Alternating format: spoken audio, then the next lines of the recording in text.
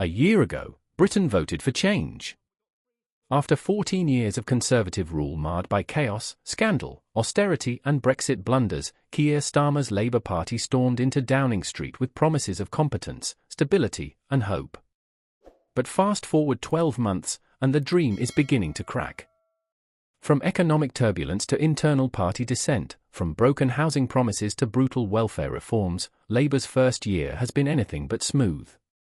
And now, even some of their most loyal supporters are asking, have we just replaced one broken government with another? This is the story of Labour's first year in power, the promises, the tears, the crises, and the fear that history may be repeating itself. If you care about the future of Britain, if you're wondering what's really going on behind the scenes, like, comment, and most importantly, subscribe to Echo Britain. Let's dig deeper. The symbolic collapse of Labour's first year arguably begins with Reeves, the Chancellor who was meant to steady the ship and reassure both markets and voters. Her breakdown in the Commons was more than just a tearful moment. It encapsulated a government caught between its idealism and a fiscal reality it can't escape. Labour had campaigned on a promise to be fiscally responsible, no reckless borrowing, no sudden tax rises, no unfunded pledges. But with a crumbling NHS, a housing shortage, and an economy stagnating under the weight of Brexit and inflation, something had to give. In her first budget, Reeves laid out what she called a responsible path to renewal. But it was a masterclass in ambiguity. There were commitments to invest in green infrastructure and housing, yet no clear revenue streams.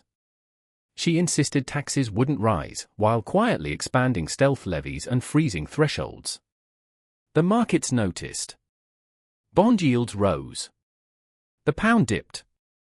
Some City analysts whispered comparisons to the 2022 Liz Truss budget catastrophe, a damning echo for a government only a year into power.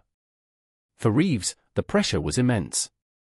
According to a leak from Treasury aides, Reeves had fought bitterly behind closed doors against number 10 strategists who wanted more visionary rhetoric in the budget.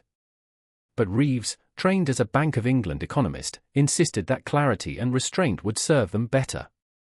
When she finally delivered the speech, to muted applause from her backbenchers and visible unease on the opposition benches, it wasn't the speech that broke her. It was the loneliness. One aide described the moment she sat down. She looked like someone who realized she was the lightning rod for every failed promise Labour had made. A photo of her dabbing away tears would soon make front pages. Public opinion split. Was this emotional honesty, or a worrying sign of a government cracking under its own weight? The financial world doesn't wait for governments to explain themselves. The moment Reeves sat down, the bond markets reacted.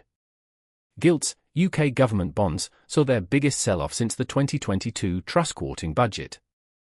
Investors feared that Labour's refusal to raise taxes, combined with large spending promises, was a gamble Britain couldn't afford.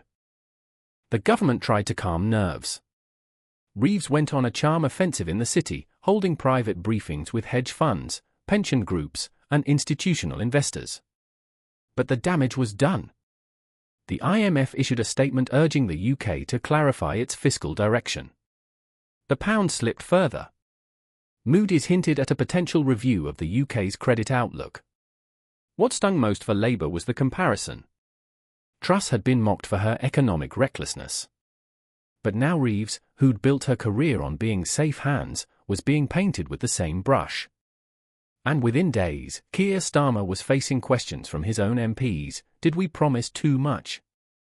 Angela Rayner, Deputy Prime Minister and Housing Secretary, had entered office with bold ambition. Her pledge to build 1.5 million homes during Labour's term was central to the party's pitch to younger voters and struggling families. But 1 year in, that pledge lies in ruins.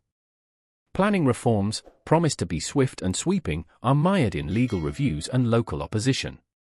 Labour councillors have blocked developments. Environmental groups have mounted legal challenges. And Treasury constraints have forced Rayner to quietly shelve funding for several flagship projects. In Westminster, allies whisper that Rayner has been hung out to dry by Starmer's team. One senior source from her department admitted she thought she'd have full control over planning reform. Instead, everything has to go through Number 10's policy unit, and they're obsessed with optics. The consequence? A total stall in delivery. Meanwhile, rents continue to climb. First-time buyers are priced out. Homelessness figures are creeping up. The housing crisis, once the rallying cry for Labour's return, is now their Achilles heel.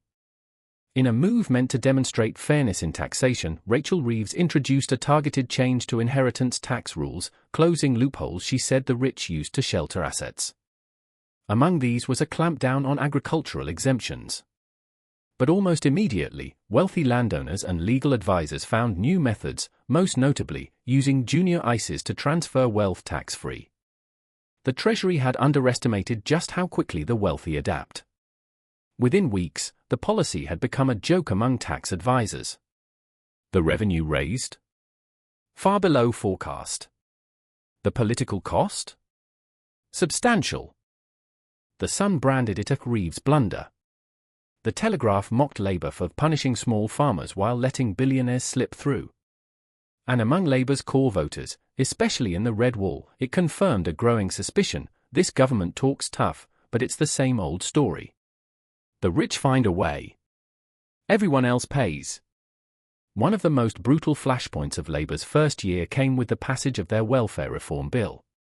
Marketed as a modernisation of disability benefits, the bill tightened means testing and introduced stricter work capability assessments. Campaigners were aghast. Promised consultations were scrapped. Advocacy groups said they were ignored. In Parliament, Labour MPs were visibly uncomfortable voting for the bill. Several abstained.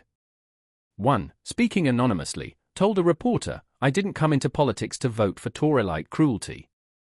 The Department for Work and Pensions defended the policy as encouraging independence. But to many disabled people, it sounded like the same rhetoric used during the Cameron years.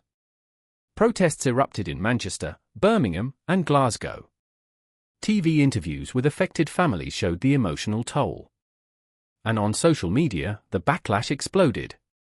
It was, in effect, Labour's first moral scandal. Starmer refused to apologise. He said it was about tough choices. But for many, it was a red line crossed. In moments of crisis, leadership matters. But throughout these scandals, the Reeves budget fallout, Rayner's housing collapse, the welfare bill outrage, one figure has been strangely absent. Keir Starmer. Once hailed as a steady hand, Starmer has become a source of frustration inside his own party.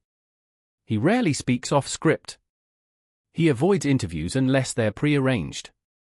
Cabinet ministers complain that he delegates too much but offers little support. When Rachel Reeves wept in the Commons, Starmer's silence was deafening.